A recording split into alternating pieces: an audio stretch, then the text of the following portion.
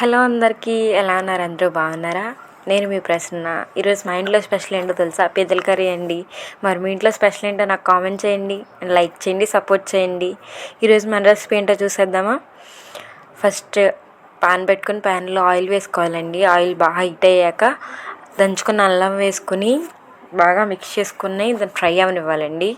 Fry అవనిచ్చాక onions and మిర్చి cut చేసి పెట్టుకుంటాం కదా, అవి వేసేసుకుని లైట్ పింకిష్ కలర్లో వచ్చే వరకు ఫ్రై చేసుకోవాలండి.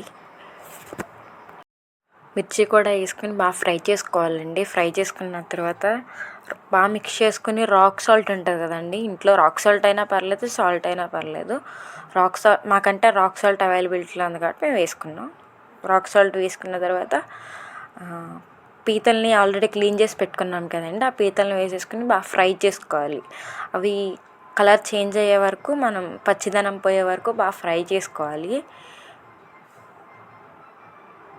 పీతలు వేసుకున్నాక బాగా ఫ్రై చేసుకోవాలండి. ఫ్రై చేసుకొని ఒక 10 to 15 minutes వరకు బాగా కలుపుకొని మూత పెట్టేసుకోవాలండి. పైన లిడ్ కానీ మూత కానీ పెట్టేసుకుని ఒక 15-20 minutes వరకు వాటిని మనం మిక్స్ చేసుకుంటూ కలుపుకోవాలి.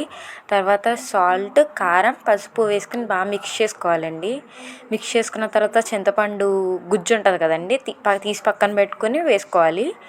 వేసుకుని ఒక 10 minutes బాయిల్ అవనిచ్చాక మనం లాస్ట్ని కొత్తిమీర అలాంటివి ఏమైనా ఉంటే కరివేపాకు, కొత్తిమీర వేసుకొని మిక్స్ చేసుకొని వేడి వేడి రైస్తో సర్వ్ చేసుకుంటే మన వేడి వేడి పీతల కర్రీ రెడీ అండి. ఎంత టేస్టీ ఉంటుందంటే మీరు కూడా ఒకసారి ట్రై చేసి నాకు కామెంట్ చేయండి. ఇది మా ఇంట్లో మా స్టైల్ పీతల కర్రీ. మరి మీరు కూడా ట్రై చేసి నాకు కామెంట్ చేయండి.